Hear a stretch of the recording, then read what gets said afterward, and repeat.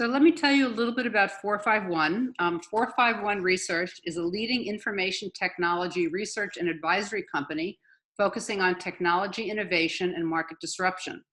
They have more than 100 analysts and consultants that provide essential insight to more than 1,000 client organizations globally through a combination of syndicated research and data, advisory and go-to-market services, and live events. 451 was founded in 2000, and they are now part of S&P Global Market Intelligence. Owen Rogers, who will be presenting today, is the research director of the Cloud and Managed Services Transformation Group and also leads the firm's Digital Economics Unit. He's the architect of 451's Cloud Price Index, 451's benchmark indicator of the costs of public, private, and managed clouds. He is also head of 451 Research's Center of Excellence for Quantum Technologies. Jen Houston is Senior Vice President of Global Marketing and Public Affairs. She brings nearly 20 years of marketing and communications experience in the technology and software industries. She joined D-Wave about 2.5 years ago, and before that, she was Vice President of Marketing at Aptio and a vital member of the senior leadership team who led the company to its IPO in September 2016. So with that, I would like to turn it over to Owen, who can start his presentation. Thank you. Great, and thank you very much for the presentation and for having me here today. So 451 has been covering quantum computing here and there since the paradigm was first talked about. But over the past year, we've established a center of excellence because increasingly enterprises are asking us for more information. And what I think this means is that enterprises are starting to consider quantum computing as powerful and viable in their businesses. And rather than just being this technological capability that might one day become true, increasingly enterprises are asking us our opinions, and they want to understand the possibilities and opportunities for them. Now, what's interesting is there's actually a lot of data out there in the market about why is quantum computing needed. We have lots of details on the engineering, on the architecture, on the physics, but there's not a huge amount of data on how do enterprises want to use it, where do they see the possibilities. So D-Wave commissioned 451 Research to investigate this. We wanted to understand where do enterprises see the low-hanging fruit. How do they see quantum computing affecting their businesses in the future? And how do they see quantum computing affecting society as a whole?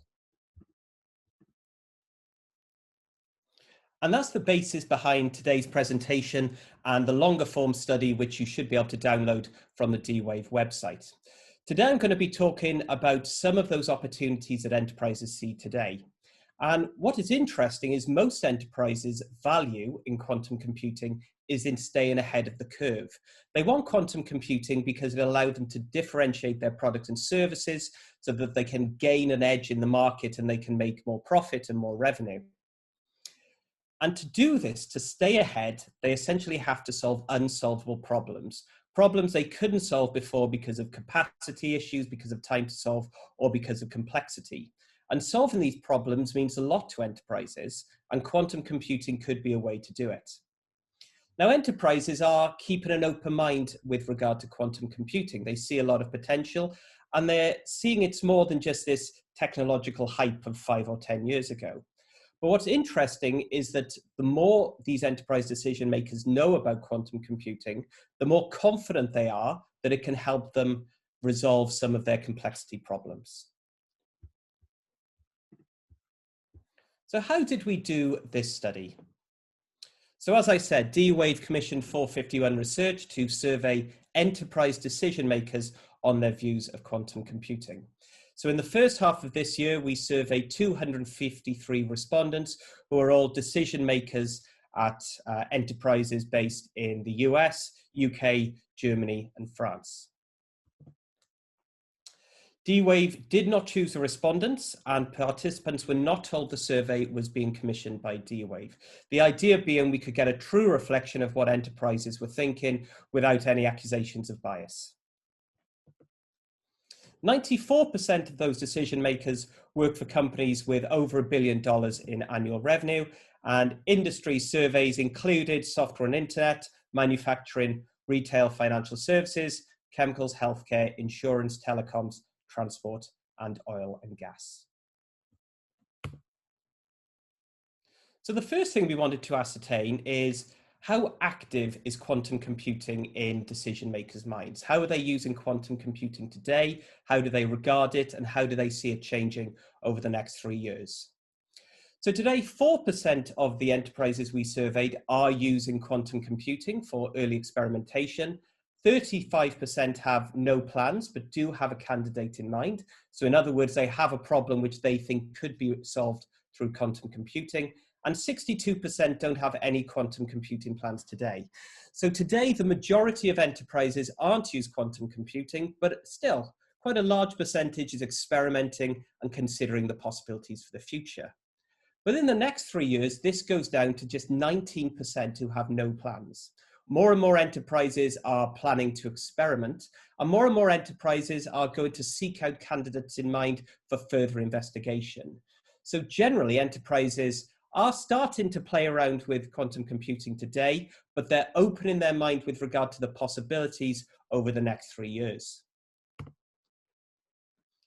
And the ambitious industries are the ones who have pretty much optimization problems. So transport, the chemical industry, financial services, and insurance, they have a larger amount of scenarios to evaluate, and they need to evaluate all these scenarios to choose the optimum combination.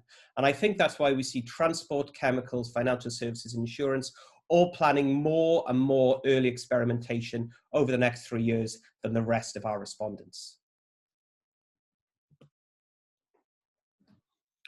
So why are 62% of our enterprises don't have any plans? What is the problem that is stopping them from playing around with quantum computing and realizing the value that can bring? Well, I don't think I wasn't surprised that the majority, 62% of our respondents, said that the expense or business case was putting them behind on quantum computing. They just felt they couldn't justify the perceived expense to actually implement quantum computing and build it into their research and development. A similar number also were concerned about skills and a lack of internal competency. Obviously, there is a whole new set of tooling, there is a whole new set of programming languages and skills are needed to use quantum computing because it's so unlike a traditional computer. So this isn't just really learning an alternative to something that's already being used by the enterprises. It's a whole new skill area that needs investment. 52% don't really understand where quantum computing can benefit their business or how it can be used.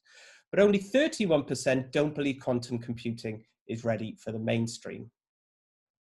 Now, that comes down to, out of 253 respondents, only 9 don't believe quantum computing is ready for the mainstream. So that's a very small percentage, and most enterprise decision makers we surveyed see there's a lot of potential. The problem is they don't really know how to get started. They don't know how to build the business case. They don't know how to get around the skills issue. And crucially, they don't see how quantum computing can benefit their businesses in terms of value. Now, some of these problems can already be overcome using existing technologies. So SaaS offerings built on quantum computing, for example, can help resolve some of the expense issues. So rather than needing to purchase a quantum computer, put it in your data center, hire all the experts, there's quite a lot of SaaS availability now for quantum computing access. And the good thing about these is there's a lot of education materials, there's the ability to experiment, there's the ability to use simulations so that you can learn and play around with quantum computing without needing to make any expense apart from a few hours of a developer's time to see what they can do. So the expense and business case and skills issue, yes, they are challenges, but they're a way of getting around these challenges by using the most appropriate technology today, which I would argue is SaaS offerings in many circumstances. But why bother using quantum computing at all? Even if you're going to use a SaaS platform, which is relatively low cost, even if you could train up one of your developers by accessing online materials, there has to be some kind of justification for using quantum computing. There has to be some kind of reason why it's worth time and effort to investigate it. And 51% of the enterprises we surveyed said that they are interested in quantum computing because of a competitive advantage. So in other words, they see quantum computing making the business overall have an advantage in the market against the competition. 21% said that they see quantum computing as helping them survive. In other words, they see their competitors already looking at quantum computing and they realize they have to keep pace with the market or they'll lose out. 27% want to solve problems that were previously unsolvable, but only 1% are interested in quantum computing because of fear of missing out. So in other words, enterprises have attached real value to quantum computing and they see it benefiting their businesses overall, rather than just doing it for the sake of research. 78% of our respondents see quantum computing as significantly impacting new product development. So that's roughly 4 in 5 see quantum computing as driving new products and services. And 67% see quantum computing significantly impacting time to market. So allowing them to bring out products quicker, giving them a first mover advantage where before it would have taken longer and they might have lost that advantage. So clearly enterprises see a lot of value overall in what quantum computing can bring. Now let's investigate how this happens. What particular features of quantum computing, what particular benefits are going to drive this overall business value? Well, it's no surprise that increased efficiency is the #1 benefit of using quantum computing to solve problems that are tricky to solve today. 62% said increased efficiency was the main benefit. And that makes sense because quantum computing effectively allows a lot of states to be evaluated all at once, whereas in a conventional traditional computer, there would have to be thousands, maybe millions of iterations to go through every possible combination. So the efficiency makes sense. What's interesting is this improved efficiency ultimately drives all these other business benefits. So 40% of enterprises said they expected improved profitability as a result of solving these problems using a quantum computer. And that profitability comes in the format of, first of all, having products and services which are differentiated and have a first mover advantage, which means that margins can be higher because there's less competition in the market, but also because there's a lower cost base. You don't have to spend ages and ages, loads of development, loads of individuals researching something if a quantum computer can do a lot of those steps much quicker. So improved profitability is high on the agenda for enterprises interested in quantum computing. In the same format to increased efficiency, we see improved processes and improved productivity also seen as benefits of solving problems related to quantum computing, as are increased revenue, new products to market, faster time to market, cost reduction, and industry transformation.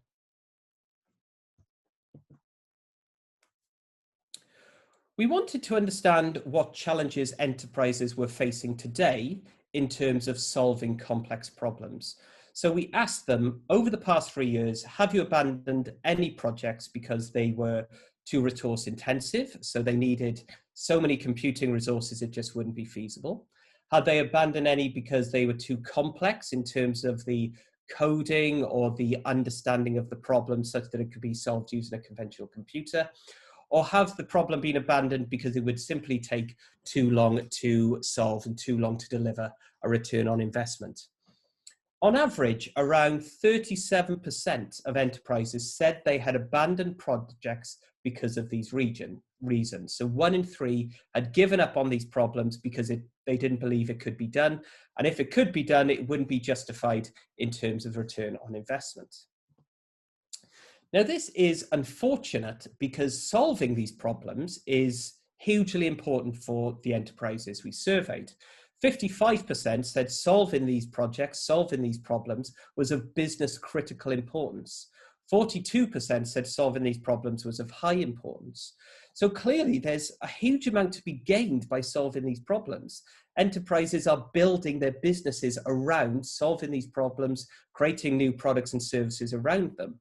But still today, 1 in 3 of those enterprises have abandoned projects because they can't be solved in a useful manner. And over the past 3 years, 1 in 5 projects have been abandoned because of these issues. So there is a huge benefit in solving them, but we just need to work out how to do that. And quantum computing could be a solution.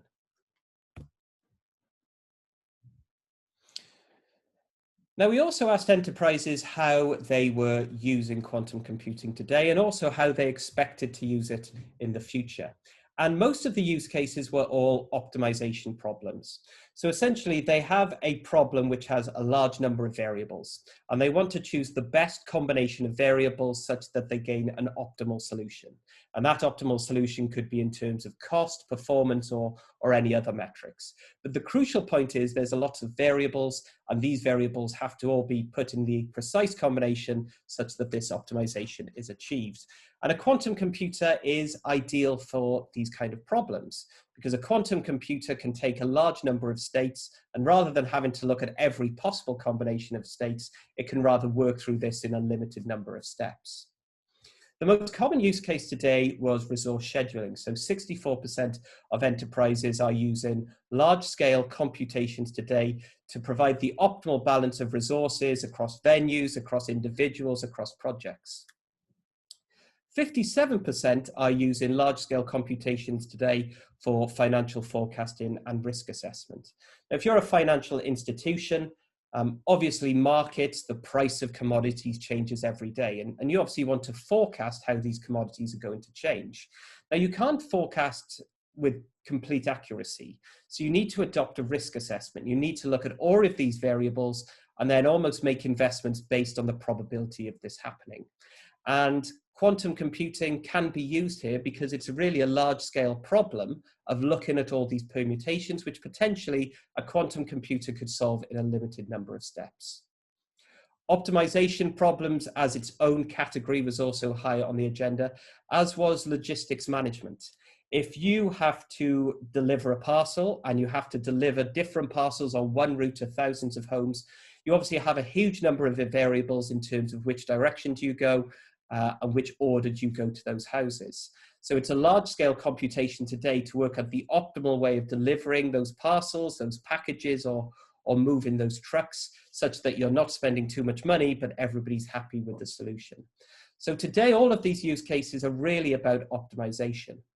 We also saw lots of interest in artificial intelligence and machine learning, but also in material science, fluid dynamics, chemical engineering, and pharmaceutical development. And you have to wonder if, with COVID-19 affecting so much of our lives, it's reassuring, I think, that pharmaceutical organizations, chemical engineering, fluid dynamic, these areas of scientific research are open-minded to the possibilities of where quantum computing can add value.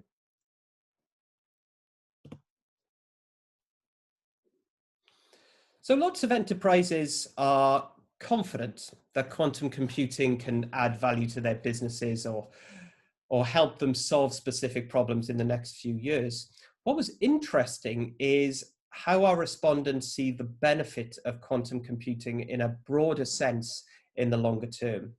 So we asked our respondents what was their view regarding the impact of quantum computing to their organizations, to industry, and to society. And 1 in 3 said they believe quantum computing will have a transformational effect on society in the longer term. 44% said that they believe their industries will gain in a significant way as a result of quantum computing. And 51% said there will be a significant impact to their organizations due to quantum computing in the next 3 years. So even though enterprises are still navigating quantum computing, they see potential. It's interesting that they see its broader appeal and the sense to the ability to solve problems that all of us face as perhaps more impactful. And I think the fact that 1 in 3 of our respondents who are educated people high up in their companies, they believe it will have a transformational effect on society is really compelling that quantum computing is something that can do good for all of us.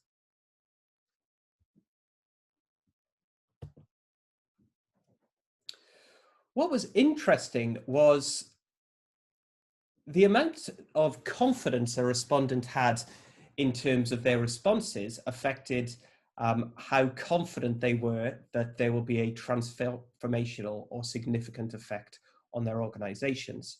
So we asked our respondents how familiar are they with the concept of quantum computing.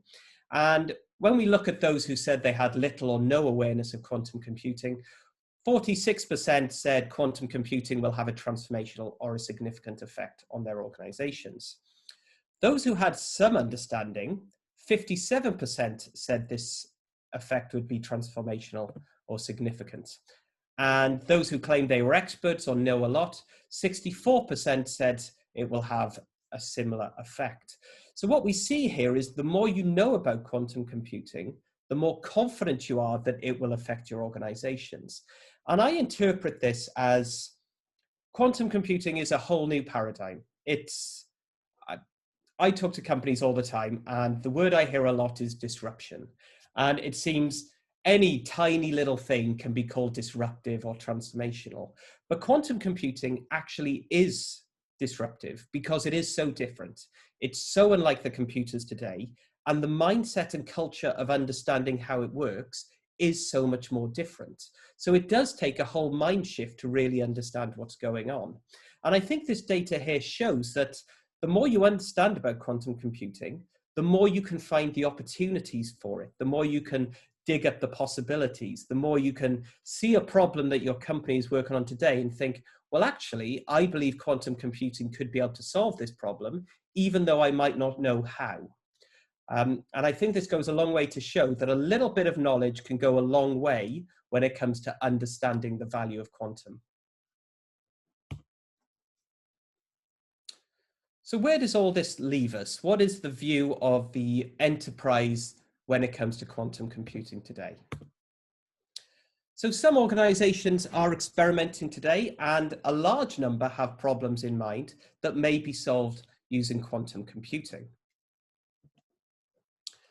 Many problems are being abandoned today due to their complexity, despite the resolution being business critical. So in other words, companies have a huge amount to gain by solving these problems and a lot to lose if they don't. But unfortunately, solving the problems using the skills and technology using today is difficult, and alternatives might be the solution. Optimizations are ripe for quantum computing applications, and essentially the big business value driver is they can drive competitive advantages. Now, what might be slowing down adoption is this perceived cost and the issues of skill shortages. But SaaS services now means that quantum computing doesn't have to be a huge multi-million-dollar investment of servers with a whole department of highly skilled individuals. Anyone can get started with quantum computing today using a SaaS service. There's loads of online tutorials. And I think most companies should start to investigate and play around with quantum computing to see where the opportunities lie. And in fact, organizations with use cases in mind should explore their options. And the risk of not doing it is that your competitors may be exploring too, and you may be at a competitive disadvantage in the future.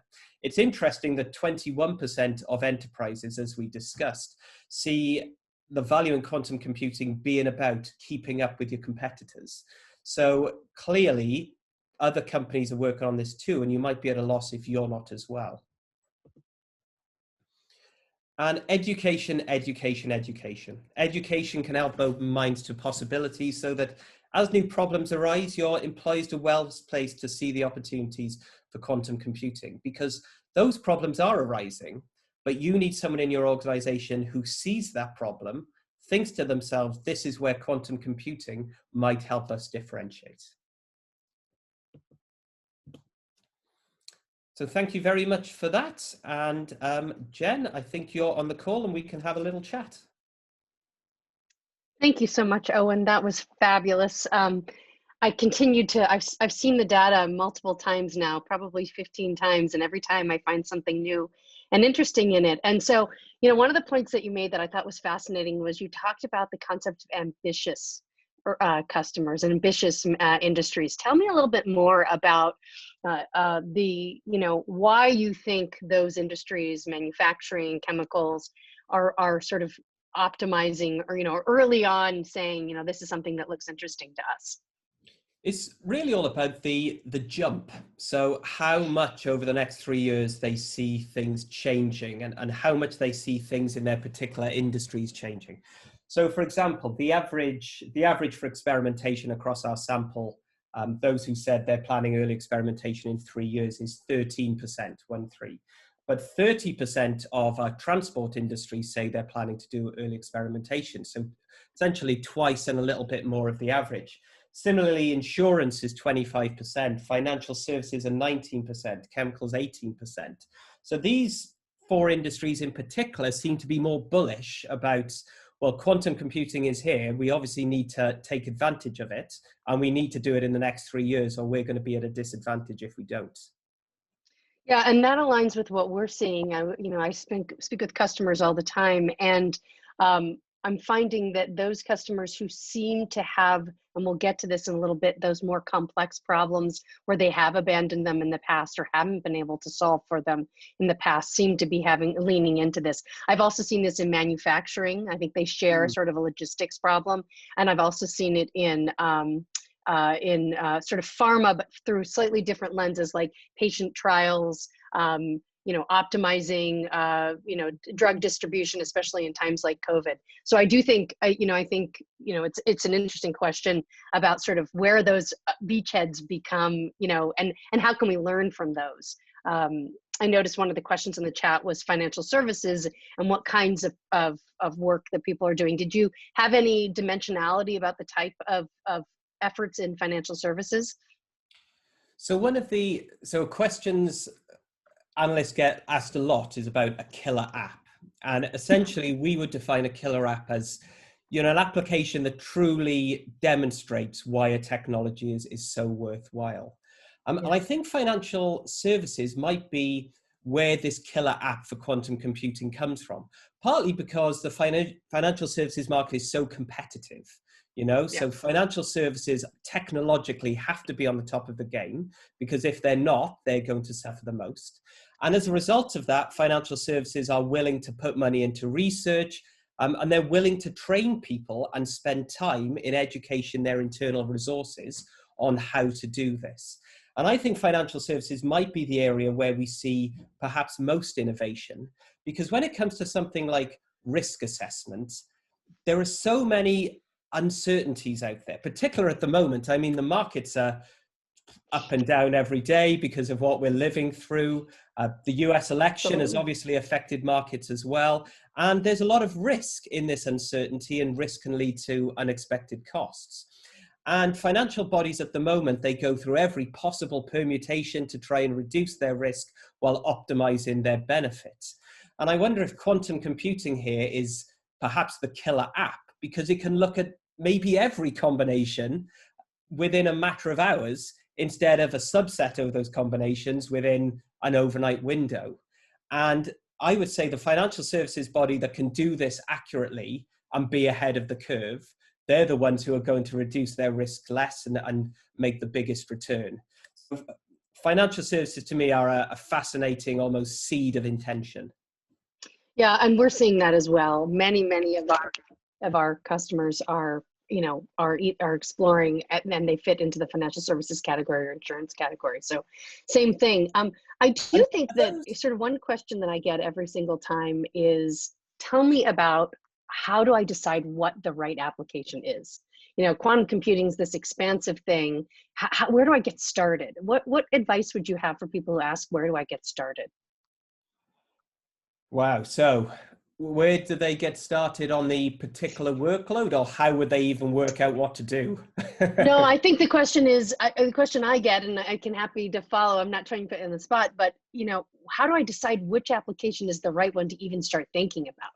What kind of question should I be asking myself in the business? And I think you mentioned complexity being one of those areas where, a third, I was just staggered by that number. Yeah. A third of the respondents said that they've abandoned projects in the last 3 years because of complexity. That's crazy. So, what kind of advice could you give to people who are sort of saying, which are the right problems to look at? I agree with you. That 1 in 3 number was quite astonishing, because you kind of, I mean, maybe I'm a naive analyst, but you kind of assume that, you know, there's such clever developers out there, there's such powerful computing technology that most problems might take some time, they might need some capacity, but they can be solved. It'll just be a bit of a development effort. But I mean, it was 1 in 5, wasn't it, that have been It was abandoned? 1 in 5 over 3 years. And That's right. 33% of our respondents had abandoned something. That's right. Which I think both of them are Both incredible. numbers are. Because who would have thought? Yeah. And I think the ones that are being abandoned are the ones where there are so many permutations that to solve them in a lifetime would be too difficult. And to gain the capacity to solve them in any meaningful time frame would be more than all the servers in the world. So how would you characterize it? Because you come across more of these individual projects than I would. So what do they all share in common? Sure. Well, the first thing that they all are is they have some element of their problem it is an NP hard problem. So the whole problem may not be NP hard, but there may be certain nuggets where they hit those grind spots. And I think that's where we really have a fun time with those kinds of customers, because we can help them take apart their algorithms and identify where the areas that warrant the power of quantum. I think one of the things that people miss is they assume that quantum solves everything. And at the end of the day, there are problems that are way too easy for quantum.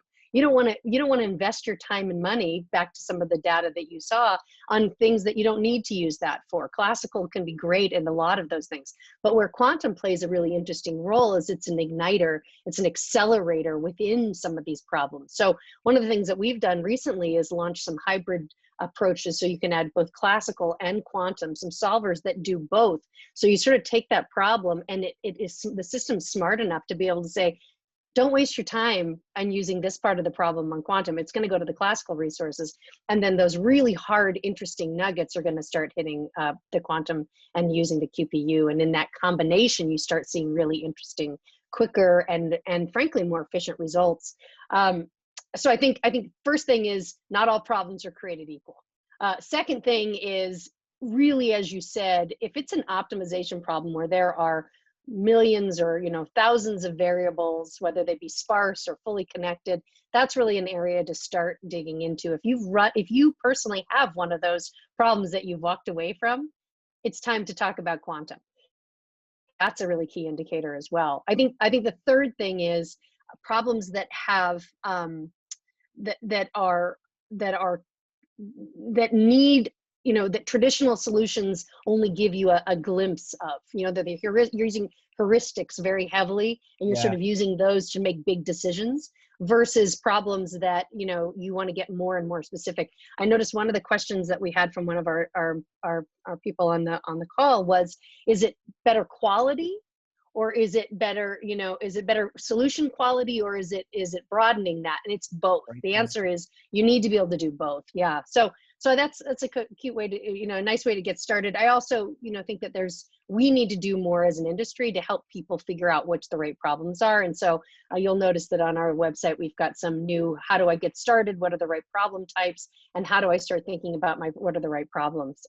Let's move to something else, because one of the things that you talked about was cost being a perceived barrier.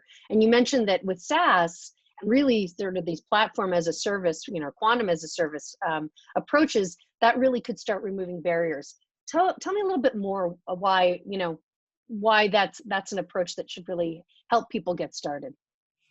I think when quantum computing was first investigated as a viable model, and implemented, not just investigated theoretically, but implemented as a practical technology, they were thought of as massive servers, huge complexity, which they still are, costing millions of dollars, bought by defense industries, hosted in top secret data centers.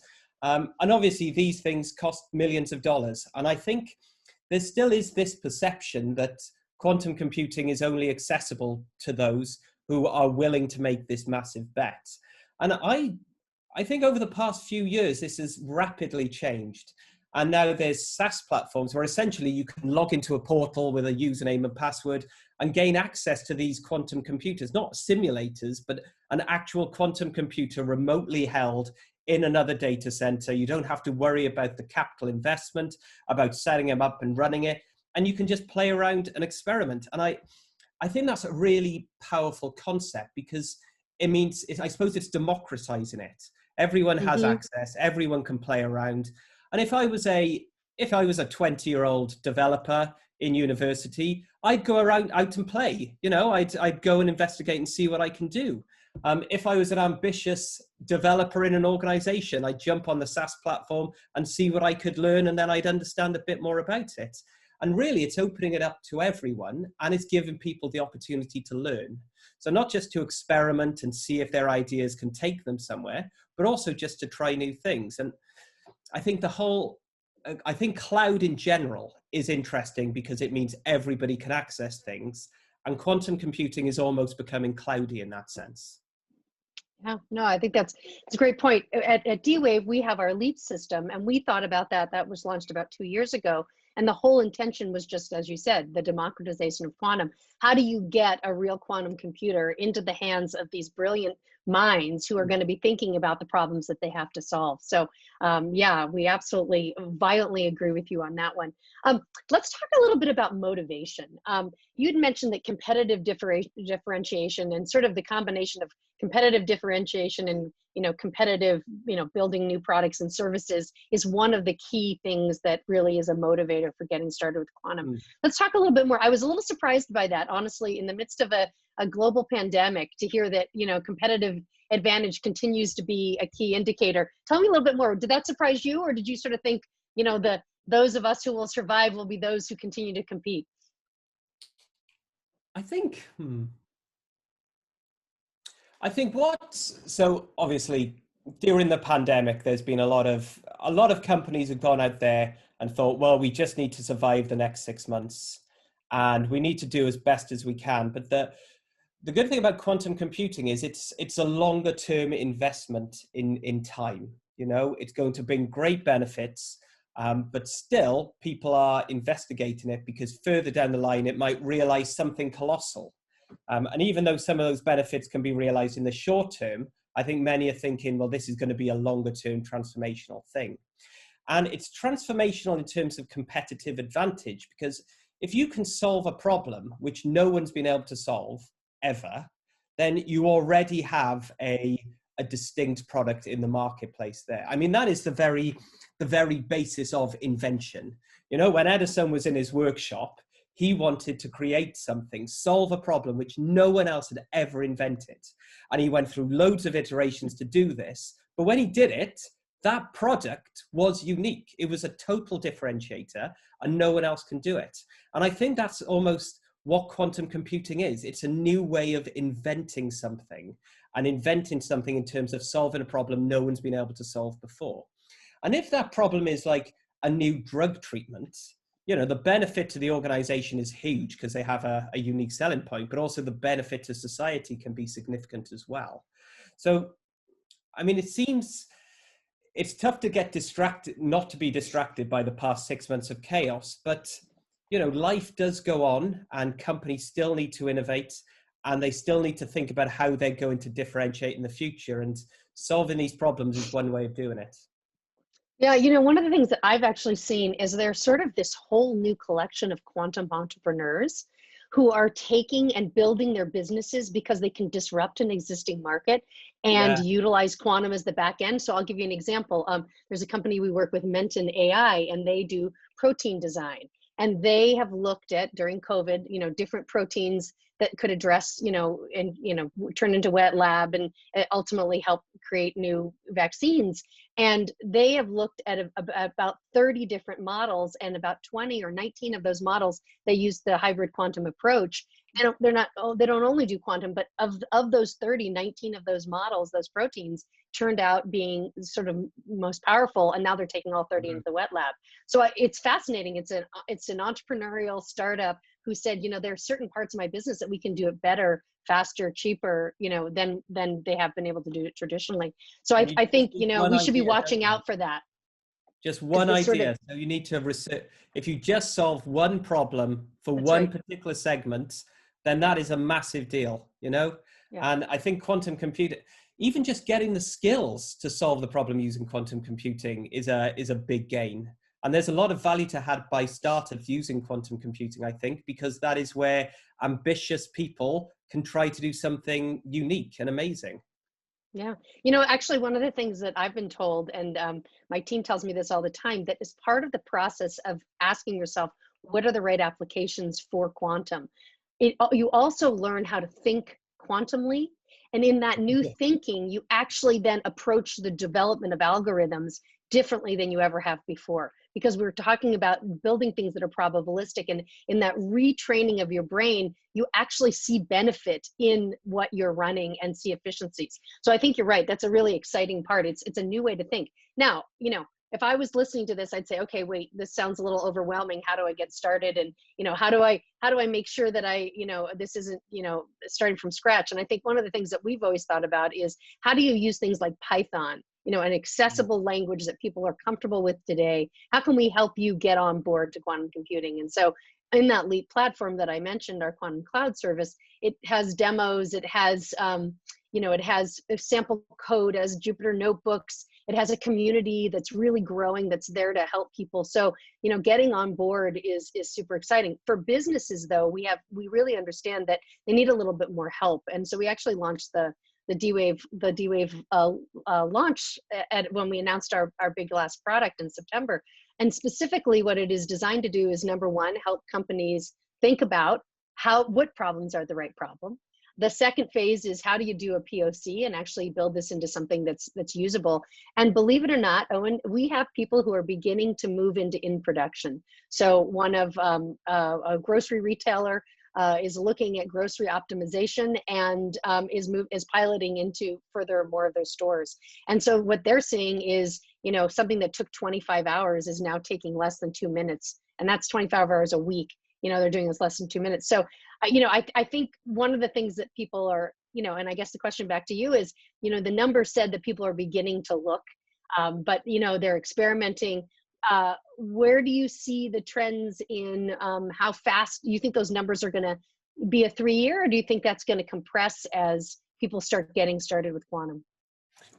I'd say over the past year, there's been a general shift from, this is technologically years away, to actually this might be now. And I'd say over the past 18 months, there's been far more confidence amongst the enterprises I talk to that quantum computing might be able to deliver some solution quicker. Whereas 2 years ago, it was a bit like, well, this might take a while. And I think that is the more confidence there is in the market, the more compelled companies like yourselves are to keep pushing things and to keep developing more and more capabilities. So I think, considering the jump over the next 3 years is so sharp, I think we'll see movement over, far before that, far before the 3-year horizon of our study. Yeah, we've seen just a tremendous amount of interest even in the last 6 months. It's getting more and more interesting, and I think for a couple of reasons. One is, I think the primary problem with the chip by itself, the quantum computers by themselves, is they still aren't large enough to be able to do significant problems. Mm-hmm. But when you add the hybrid in and you do this combination of hybrid quantum plus classical, and with us we can do up to 1 million variables, all of a sudden those become real business problems. And I think that's really the other thing, is we have a responsibility as the providers of this technology to continue to innovate, to make it easier and easier for people to be able to put those big business size problems on the system. So I'm bullish like you are, and the market seems to be telling us the same thing. So I want to make sure that we have time for I think yes, Susan may be jumping in. We have time for questions from the audience. Susan, what do we've got? Sure. Well, you've actually answered quite a few of them, but there were quite a few questions that came in regarding applications and concrete examples. In the chat, I've pointed people to our applications page and some very specific examples for retail, for manufacturing, financial services. But Jen, maybe you want to kind of talk about where we are relative to what were early problems and where people kind of are now. Yeah, I can give actually some very specific examples. And one of the things that I always hope to do is inspire you to take, listeners of this, to take this and say, what is similar in my enterprise? Because there are a lot of parallels. When I bring people together from different different industries, what's so exciting is to see the light bulbs go off that, oh, that problem actually translates into my industry in this way. So I'll give you a couple examples and hopefully it does the same thing for you. Recently, a customer of ours for a long time is Volkswagen. And one of the things we've talked about a bunch about is traffic routing. They looked at, before the systems were big enough, small amounts of taxis in Beijing and the ability to sort of optimize those routes. Last year at Web Summit in Lisbon, we actually did it with buses, worked with the VW, and they had quantum buses out. And at the end, these, sort of old crusty bus drivers said, well, we were skeptical, but we wouldn't have gone those routes unless the computer had told us to do it. But it turns out they were better routes. So we sort of have that. And that was our first sort of in production. It was only in production for that week, but it was the first in production. Fast forward a year, and VW is now looking at paint shop scheduling and how they could utilize the hybrid approaches with quantum and classical to be able to look at their paint shop scheduling. What's really interesting about paint shop scheduling is there's not only a huge amount of variables, but it's something that you have to do it 2 weeks in advance so you have enough time to get everything up and running. And what happens when the purple paint doesn't show up?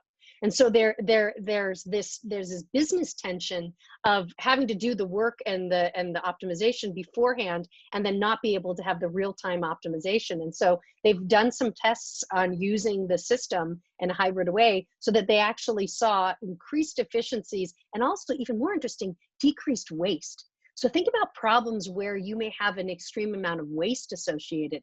How do you think, this is the kind of problem that quantum computers can help? I mentioned Menton and specifically protein modeling. I think there's a huge opportunity there. Interesting pharma. I think about clinical trials, vaccine delivery. I mean, we have a lot ahead of us as a interconnected globe. Many of them are optimization problems. Online, we have a YouTube video that is about hospital optimization. How do you make sure that hospitals who have enough beds or enough respirators are being paired up in enough of a distance that you don't have someone in New York trying to send something to Chicago? So, those are the kinds of things that are real and practical and happening today. And hopefully that helps, spark some ideas. The only other thing I'd say about pharma is,